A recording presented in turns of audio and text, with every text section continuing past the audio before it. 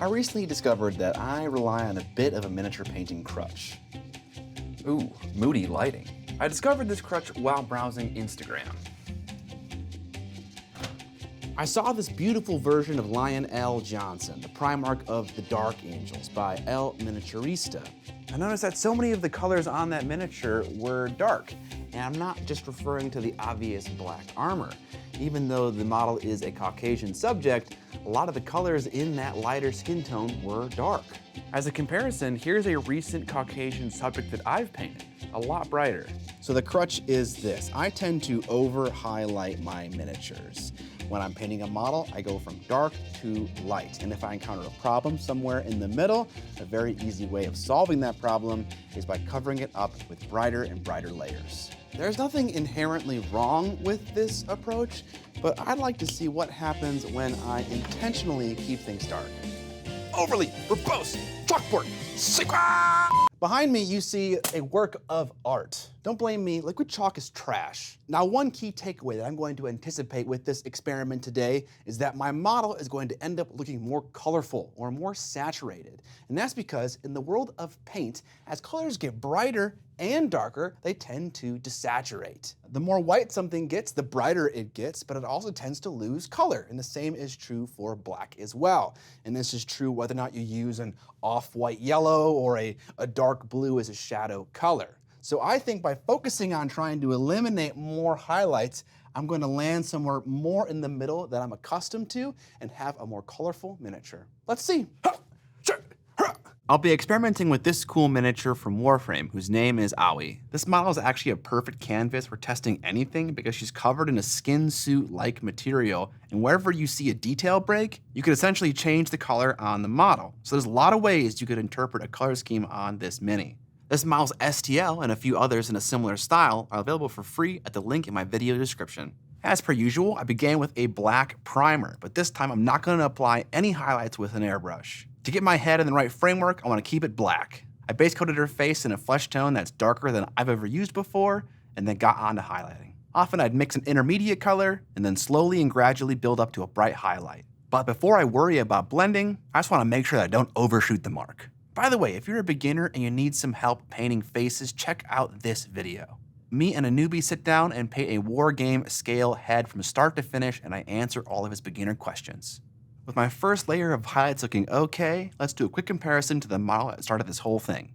Haha! Well, I think I've already overdone it. This is gonna be harder than I thought it was gonna be. I think from here, I need to work downward. But there's something important to note first. How bright or dark something appears isn't only a function of the paint you're using. How much of the miniature you cover in that paint also matters a lot. I can probably use a brighter skin tone on this mini right now, as long as it only covers a very small amount of the face.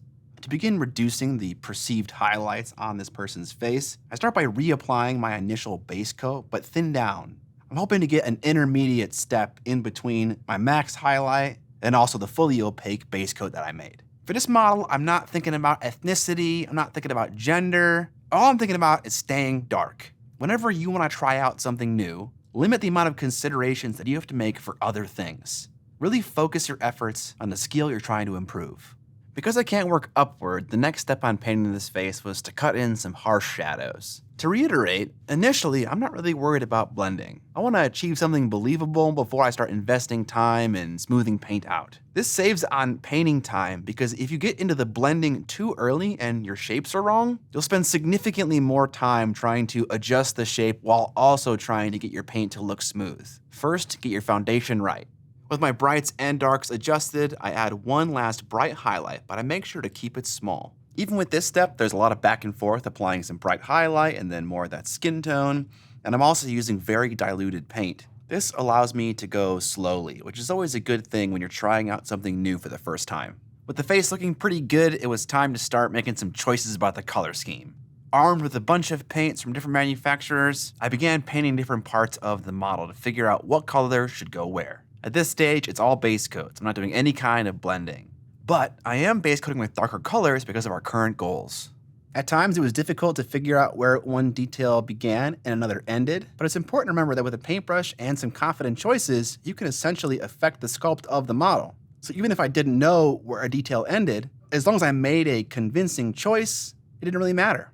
Feeling pretty confident about how I sliced up the colors on the miniature, I began to highlight and shade. I started on top of the head because that part is furthest away from my painting handle, and as such, it requires me to touch more of the model while I'm painting it for support. As of now, the majority of the model isn't really painted, so if I wipe paint off with my hands, it doesn't really matter.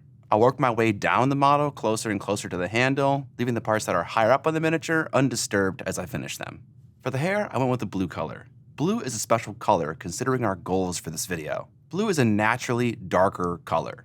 You can see this pretty simply by comparing blue and yellow and then making it black and white. Considering this, I may be able to go brighter with my highlights when compared to something like Caucasian skin tone. But I'm still going to keep the highlights nice and small just to see what happens.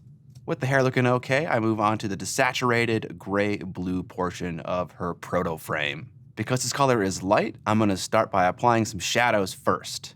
Normally, I'd begin with highlights, and then once I got to a good place, then added in my shadows, but I'm going to see what switching the order of operations does for me here. As I'm working through the various colors on Aui's suit here, let me tell you a little bit about it. As you can see, the suit is littered with cybernetics and wires and all sorts of sci-fi stuff, and that's because it is a proto-frame. A proto-frame is like the beta version of a warframe, which is like a big suit that gives you superhuman strength and other capabilities and is found in the titular game, Warframe. Warframe honestly reminds me a lot of Infinity. Very similar aesthetic with all the space ninjas and super suits running around with katanas. The proto-frame is featured prominently in their new video game, Warframe 1999. Like I said earlier, all of the design breaks in the proto-frame allow an artist to kind of pick and choose where they want to place their colors, and the same is true of the designers for Warframe as well. Taking a look at the character in the video game, you can see how they place colors in various spots to break up the suit. All right, back to the painting. I wanted to add an orangey cream color to the suit, but the problem with cream, unlike with blue, is that that color is naturally very bright. And so I had to very carefully add more and more highlight and adjust it as I was painting it. I'm not totally sure how to get a bright color like cream or white to read as that color while also not going too hardcore with the highlights. I think an important way to do that is with context on the rest of the model. If the entire miniature is dark colors, then the slightest amount of brightness is going to feel a lot brighter than if it were on a model that was largely bright colors. Another way that context can help is by having other parts that are the same color on the miniature but are slightly brighter, like for instance adding some of the same cream color to her hair. That part is higher up on the miniature, and I feel okay highlighting it more brightly. And because it looks like a similar hue to the patch on her chest, it might make it easier to connect the dots that that patch is also a brighter color. While working on the miniature, I decided to do a bit of a test comparing the model's face to the other face that I showed at the beginning of the video, and it was pretty encouraging. My new attempt here definitely feels darker, so I feel like I'm on the right track. If you're unfamiliar with Aoi and the whole crew that's depicted in Warframe 1999, a great way to dip your toes is to paint up one of the 75mm display models that Digital Extremes had sculpted for the release of the video game. Again, all the STLs are available in my description. Warframe is a critically acclaimed free-to-play online action shooter with more than 70 million registered players on PC, iOS, Xbox, PlayStation, and Switch. If you're the kind of person that struggles to enjoy painting miniatures, one great way to help the process is by painting characters from other IPs that you enjoy. Think of miniature painting as a vessel to further enjoy that video game, movie, or comic book that you already enjoy so much. In this case, Warframe. Speaking of, if you're a fan of video games, I have several other videos where I paint video game characters. I'll have them linked in the description below.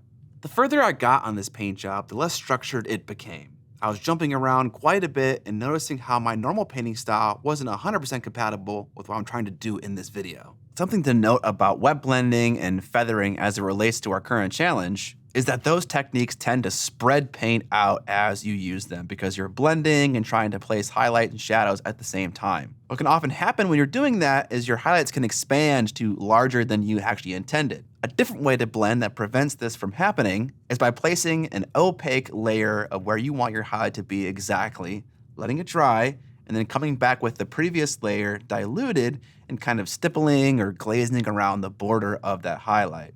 You know for a fact that color is only ever going to get smaller, never larger. Now I want to move on to the orange spot color. Even though it might make more sense to make these tubes glowing or something, I'm still gonna highlight them and shade them normally. Which is to say that the part of the tube that is facing upward is gonna get brighter highlights, and the parts that are on the lower sides of her forearm and bicep will get darker shadows. Like I always say, not everything needs to make sense, it just needs to look cool. I'm gonna build up my highlights to a pretty bright off-white orange color called peach. But I'm gonna knock back that bright highlight with a very saturated and colorful fluorescent orange paint. Whenever I think of the genre of sci-fi, I often associate it with bright and beautiful colors like fluorescence. And looking at some of the design of the characters in Warframe itself, I can tell that I'm not alone in that decision. When the orange tubes are complete, I clean it all up by base coating the underlying proto frame in dark navy blue. To get different kinds of oranges and blues on this miniature, I often do a lot of mixing. And for the arms, I took some of the peach that I used on her face and mixed it with that navy blue to get a highlight. That will desaturate the blue, but it'll also lighten it up, which is great for this particular detail where I don't want to draw a lot of attention to it, but I still want to give it a highlight and a shadow. The closer I got to the end of the model, the more I started to struggle. So I have a blue-orange scheme going on here on this model, and I'm starting to struggle now that I'm getting down toward the legs. I have this desaturated blue color here that's also present up here. And it doesn't go very bright up here on her chest, and so I didn't want to go bright down here on her hips. But that means that I need to go dark. Okay, so how do you make a desaturated blue dark? Oh, well, you could shade it with navy blue, perhaps. But if I do that, then it starts to look like another color that's already in my scheme. I could go to black, I suppose, but that's not a very interesting transition in color. So what I'm experiencing here is by limiting the values that I have at my disposal, it's making it more difficult to scheme a model out. If I could make her chest brighter, then I would have more latitude to use those brighter colors down here on the hip as well, instead of having to rely on shadow colors. This is not a dig at what I'm trying to do or say that what I'm trying to do is impossible, but it is a new thing that I'm having to learn how to deal with right now, and at this moment in the paint job, it is difficult to deal with it. In an effort to address this problem, I tried 3 things. First, I simply highlighted the blue with a less bright highlight. I figured the stuff lower on the model can have less contrast and it doesn't really matter because it's not an important detail. 2, I repainted the brown parts with a satin paint. Up until this point, I've been using entirely matte paint, and satin paint and glossy paint tends to have a deeper and richer color. As one final way to deal with running out of colors on the legs, I took some black and blue ink and heavily diluted it, put it in my airbrush, and then applied it to the legs, kind of generally. I'm trying to darken down the lower quarter of her body. I do try to apply this ink higher up on the body as well, but it's more targeted in that case. Blue is a great color to use for what I'm doing right now because if I get a little bit of overspray on something else, it doesn't really matter because largely the model is blue. And also it's a darker, translucent color, so it's not going to cause any massive issues. For metallics, I often keep it pretty simple. But in this particular model, instead of using my typical silver paint, I went with a much darker paint that also had a little bit of blue in it, keeping with the theme. Once that darker silver was down, I did very sparing edge highlights with a brighter silver, trying to keep everything nice and dark. For the weapons, I did base coat with a brighter silver because my intention was then to wash it in Drakenhof Nightshade, you guessed it, blue wash. Once that wash was nice and dry, I sparingly hit up some of the edges with a brighter silver color. As one final step, I took a decal from my Dark Eldar set for Warhammer 40k that matched the scheme of the model.